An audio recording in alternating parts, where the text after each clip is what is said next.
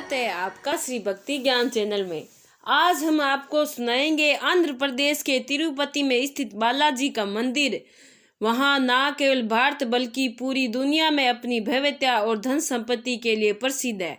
इस मंदिर में हर महीने लगभग 300 से 400 करोड़ का दान आता है और इसकी कुल संपत्ति 5 लाख करोड़ से भी अधिक मानी जाती है। इस मंदिर के पास 11 टन से भी अधिक सोने का खजाना है।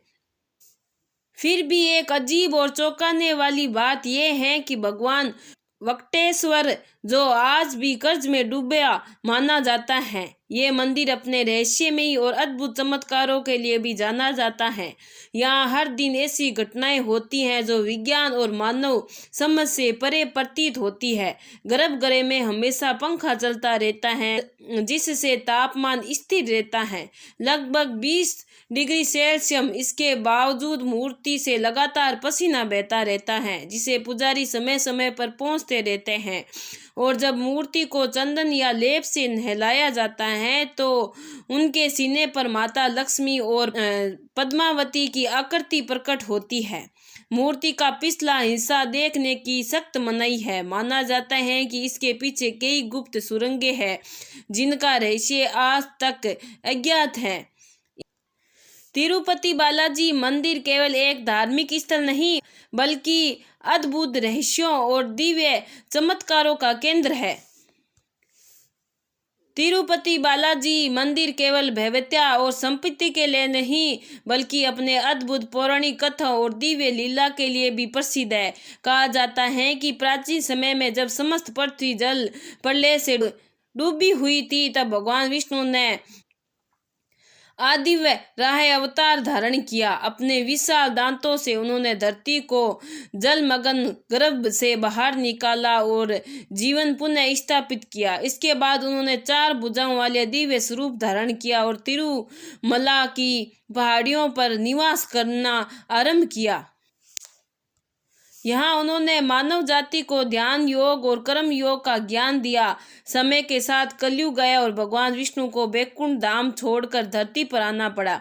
माता लक्ष्मी इस अपमान से बहुत क्रोधित हो गई और तपस्या करने के लिए धरती पर उतर आई। भगवान विष्णु ने माता लक्ष्मी जी की खोज में घने जंगलों, नदियों और पर्वतों की चोटियों में भ्रमण किया। अतः वह वक्टेश्वर पर्वत पर विश्राम करने लगे। तभी भगवान शिव और ब्रह्मा जी ने गाय और बछड़े का रूप धारण किया और माता लक्ष्मी के पास गए। माता लक्ष्मी ने उन्हें चोल राजा को सौंप दिया। ये गाय प्रतिदिन भगवान विष्णु को अपना दूध पिलाते थे जिससे वे स्वस्थ और प्रसन्न रहते थे। एक दिन राजा का चरवाहा गया की देखभाल कर रहा था। अचानक गाय गायब हो गई। वह उसे ढूंढते ढूंढते वक्टेश्वर पर्वत तक पहुंचा। वहां उसने देखा कि गाय अपने दूध को भगवान विष्णु के सामने गिरा रही थी। चरवाहा क्रोध में आके कुल्हाड़ी फेंक दी। तभी एक चमत्कार हुआ। भगवान विष्णु तुरंत प्रकट हुए और चरवाहे को उसके दंड के लिए श्राप दिया। इसके बाद राजा का पूर्व जन्म आकाश राजा के रूप में हुआ। उनकी पुत्री पद्मावती का विवाह भगवान वक्टेश्वर से हुआ, लेकिन श्रीनिवास का परिवार निर्धन था। विवाह के समय कुबेर से उधार लिया गया धन आज तक चुकाया जा रहा है। यही कारण है कि भगवान को आज भी कर्ज में डूबा हुआ माना जाता है। विवाह के बाद माता लक्ष्मी और पद्मावती के बीच विवाद हुआ। भगवान ने स्वयं को मूर्ति में बदल लिया। कहा जाता है कि आज भी मूर्ति का स्नान कराते समय उनके सीने पर माता लक्ष्मी और पद्मावती की छवि प्रकट होती है। यही वह अद्भुत लीला है जो भक्तों को विश्वास दिलाती है कि तिरुपति बालाजी की मूर्ति केवल प्रतीक नहीं बल्कि भगवान वक्टेश्वर की वास्तविक उपस्थिति है। तिरुपति बालाजी के मंदिर में नीला देवी नामक राजकुमारी ने भगवान के लिए अपने बाल दान किए थे। तभी से श्रद्धालु अपनी मनोकामना की पूर्ति के लिए अपने बाल दान करते हैं। ये कथा केवल आध्यात्मिक महत्व नहीं, हर घटना में गहरा रहस्य और चमत्कारी छिपा है।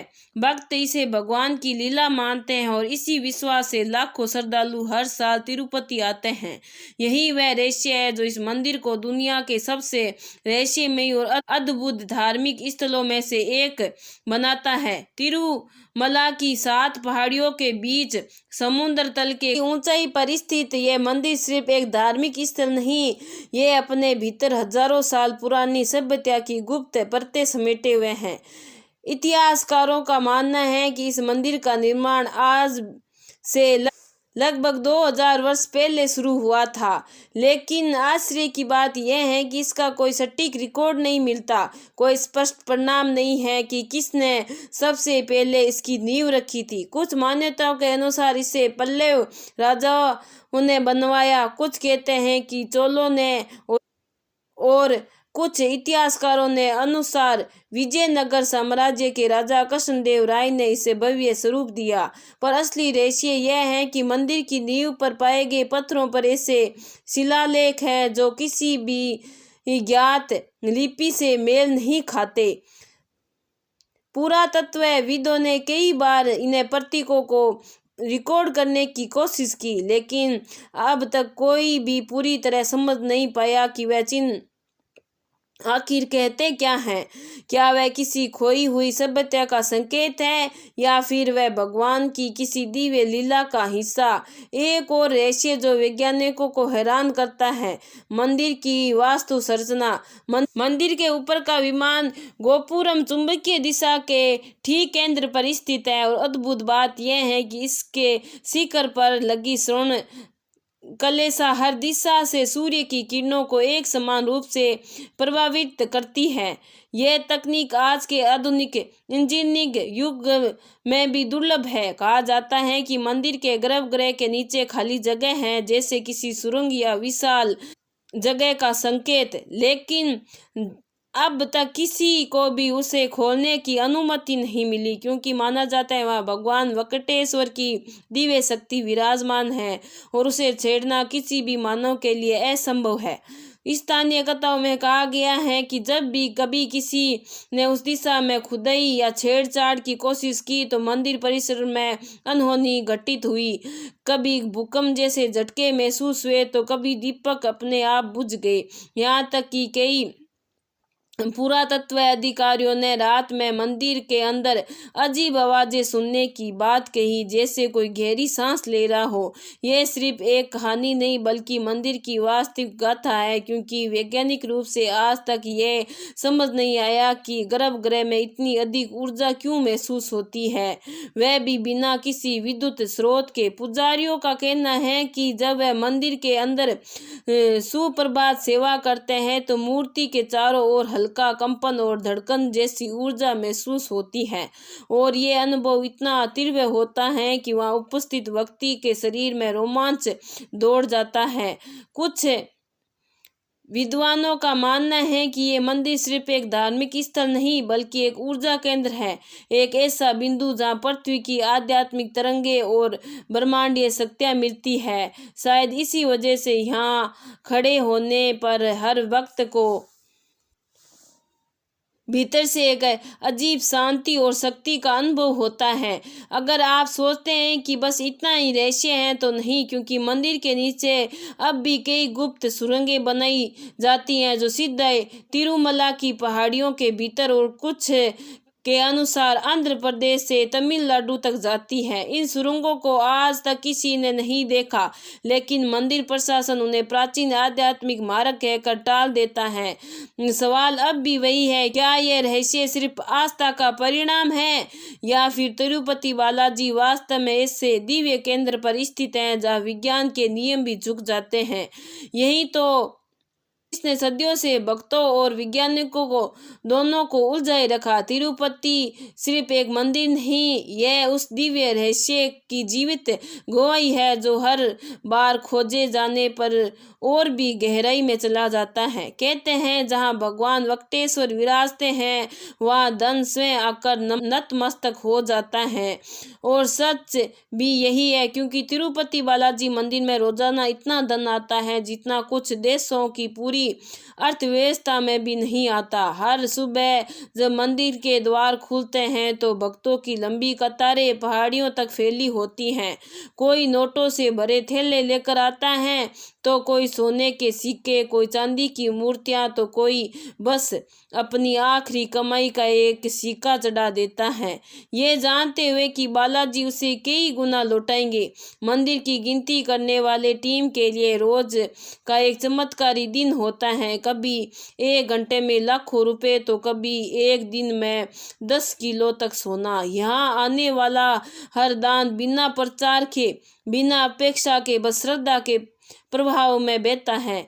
लेकिन असली रहस्य तो यह है कि मंदिर के पास मौजूद संपत्ति का कोई रिकॉर्ड आज तक किसी के पास नहीं है। कहा जाता है कि बालाजी के खजाने की गहराई का अंदाजा किसी ने कभी नहीं लगाया, क्योंकि उसकी गणना शुरू तो हुई पर कभी पूरी नहीं हो सकी। कुछ वर्ष पहले जब मंदिर प्रशासन ने खजाने की जांच शुरू की, तो एक एक करके लाखों आभूषण, स्वर्ण, मुकुट, हीरे जवाहरात और पुराने राजवंशों द्वारा दिए गए दान सामने आए। पर तभी अचानक जांच रोक दी गई। कहा गया कि कुछ संदूकें ऐसे मिली जिनके अंदर अज्ञात शक्तियों की उपस्थिति महसूस हुई। हवा भारी हो गई, दीपक अपने आप झिलमिलाने लगे और वहां मौजूद कर्मचारियों को बेचैनी होने लगी। मंदिर प्रशासन ने इसे दे संकेत मानकर तुरंत वह दरवाजा बंद कर दिया। कहा गया कि कुछ खजाने भगवान के लिए, मनुष्य के लिए नहीं। पुरानी दंत कथाओं के अनुसार जब भगवान वेंकटेश्वर का विवाह देवी पद्मावती से हुआ, तो उस समय उन्होंने विवाह के खर्च के लिए कुबेर देवता से कर्ज लिया था। कुबेर ने वहां प्रभु, जब तक ये कर्ज पूरा नहीं लौटाया जाता, आपके नाम पर आने वाला हर दान मेरे पास जाएगा। और तभी से हर भक्त को भी धन चढ़ाता है, वह उसी दिव्य कर्ज का हिस्सा माना जाता है। अब सोचिए, अगर ये कथा सिर्फ आस्था होती तो इतनी सदियों बाद भी वही परंपरा क्यों चली रही है? क्या सच में बालाजी का ये कुबेर ऋण आज तक बाकी है, या ये एक गढ़ संदेश है कि भगवान भी अपने भक्तों के सहयोग से ब्रह्मांड का संतुलन बनाए रखते हैं? कहते हैं जहाँ विज्ञान रुक जाता है वहां से आस्था शुरू होती है, और तिरुपति बालाजी का मंदिर इस वाक्य का सबसे जीवित परिणाम है। हर सुबह जब मंदिर के द्वार खुलते हैं तो सबसे पहले भगवान वेंकटेश्वर के चरणों में दीपक प्रज्वलित किया जाता है। मगर चमत्कार यह है कि उस दीपक की लौ कभी बुझती नहीं, भले ही दिन हो या रात, हवा चले या वर्षा। गर्भगृह के भीतर वह दिया सदियों से जल रहा है। जब वैज्ञानिकों ने इसे समझने की कोशिश की तो वह दंग रह गए, क्योंकि दीपक में प्रयुक्त तेल हर कुछ घंटों में बदला जाता है, फिर भी वह लो अपनी तीव्रता कभी नहीं खोती। भक्त कहते हैं कि ये लो नहीं, भगवान की चेतना है। एक और रहस्य, भगवान की मूर्ति जो लोग पहली बार दर्शन करते हैं वे अक्सर कहते हैं ऐसा लगता है मानो मूर्ति सांस ले रही हो।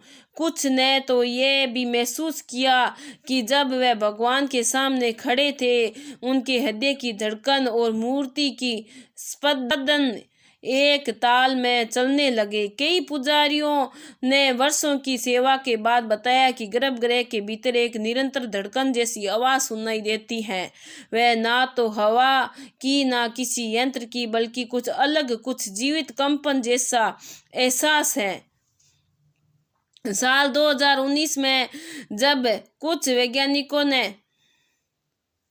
अल्ट्रासोनिक उपकरण लगाकर यह जांचने की कोशिश की कि ध्वनि किस कारण उत्पन्न होती है, तो उपकरणों ने असामान्य आवर्ती तरंगें रिकॉर्ड की जो किसी की ज्ञात मानव निर्मित ध्वनि से मेल नहीं खाती। रिपोर्ट में लिखा गया कि गर्भगृह के पीछे की दीवार के उस पार कुछ है, कुछ ऐसा जिसे किसी को देखने की अनुमति नहीं। मंदिर प्रशासन के अनुसार मूर्ति के पीछे एक पत्थर की दीवार है, लेकिन कुछ पुजारियों के कथन में वह दीवार हर कुछ वर्षों में स्वयं गर्म हो जाती है, मानो उसके पीछे कोई ऊर्जा, कोई ज्वालामुखी जैसी शक्ति सक्रिय हो उठती है।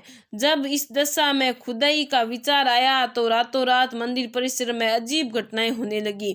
दीपक अपने आप बुझ गए, कुछ पुजारियों ने दीवार के पास सांस लेने जैसी ध्वनि सुनाई और अगले दिन ये योजना रोक दी गई।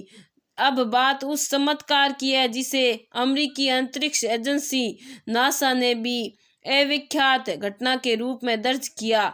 1980 के दशक में जब अमेरिकी खगोल वैज्ञानिकों ने भारत के उपग्रह डाटा का अध्ययन किया तो पाया कि तिरुपति क्षेत्र के ऊपर एक अदृश्य विद्युत चुंबकीय क्षेत्र मौजूद है, जो हर रात लगभग उसी समय सक्रिय होता है जब मंदिर में रात्रि आरती होती है। वैज्ञानिकों ने कहा कि ये ऊर्जा किसी प्राकृतिक चुंबकीय स्रोत जैसी नहीं, लेकिन हिंदू धर्म ग्रंथों में इसे सदियों पहले बताया गया है। तिरुमला की 7 पहाड़ियाँ का प्रतीक है और उनके केंद्र में विराजमान भगवान वेंकटेश्वर की उस दिव्य ऊर्जा का स्रोत है। कई श्रद्धालु ने अनुभव किया कि जब वे दर्शन कर बाहर निकलते हैं तो उनके शरीर पर भारीपन गायब हो जाता है, मानो किसी ने भीतर की सारी नकारात्मक को खींच लिया।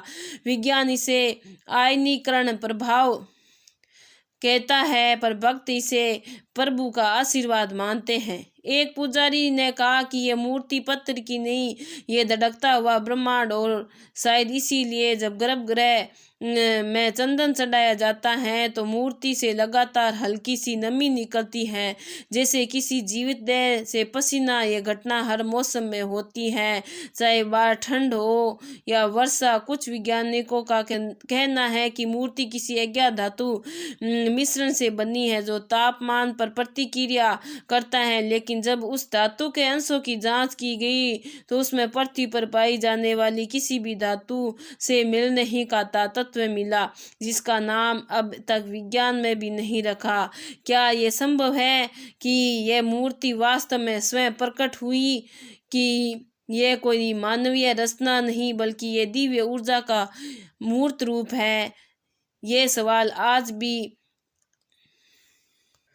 अनुत्तरित है। हर बार जब विज्ञान इसका उत्तर खोजने की कोशिश करता है तो उत्तर वहीं जाकर ठहर जाता है जहाँ से आस्था शुरू होती है, और शायद यही कारण है कि इस मंदिर के रहस्य जितने उजागर करने की कोशिश की जाती है वह उतने ही गहरे, उतने ही रहस्यमयी और उतने ही पवित्र होते हैं।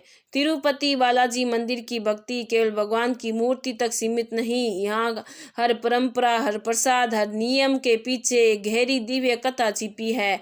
कहा जाता है बालाजी का लड्डू प्रसाद कोई साधारण मिठाई नहीं, इसे बनाते समय मंदिर के रसोई घर में जो सुगंध फैलती है वह सामान्य नहीं, वह भगवान के चरणों की महक कही जाती है। जहाँ हर सुबह हजारों पुजारी रसोई, व्रत और ध्यान की अवस्था में प्रवेश करता है। कहा जाता है कि जब तक लड्डू बनाते हैं तब तक वह आसपास में बोलते नहीं, क्योंकि यह कार्य पूजा माना जाता है, ना कि पाक कला। लेकिन इसे पवित्र प्रसाद के साथ एक ऐसा रहस्य जुड़ा है जिसे सदियों से भक्तों को चकित किया जाता है। कहा जाता है कि तिरुपति लड्डू की सही मात्रा और स्वाद का अनुपात किसी को झांका नहीं।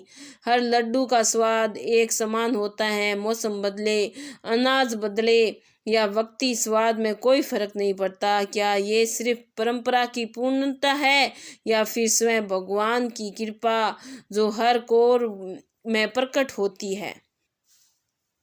और भी आश्चर्यजनक बात यह है कि रसोई में जलने वाली आग कभी पूरी तरह बुझाई नहीं जाती। ये अग्नि सदियों पुरानी है। कहा जाता है ये वही पवित्र अग्नि है जिसे स्वयं भगवान वेंकटेश्वर के विवाह के समय प्रज्वलित किया गया था। आज भी उसी अग्नि से लड्डू पकते हैं। ये अग्नि केवल लकड़ी से नहीं जलती। भक्तों का विश्वास है कि ये अग्नि भक्ति से जीवित है। हर भक्त जब तिरुपति पहुंचता है तो एक वचन लेकर आता है, बाल दान का व्रत। कहा जाता है। जो व्यक्ति अपने सिर के बाल भगवान को समर्पित करता है उसका अहंकार, पाप और मोह सब कट जाता है। तो कैसी लगी आपको मेरी ये जानकारी? अगर आपको मेरी ये कहानी अच्छी लगी है तो लाइक सब्सक्राइब जरूर करें। बहुत बहुत धन्यवाद।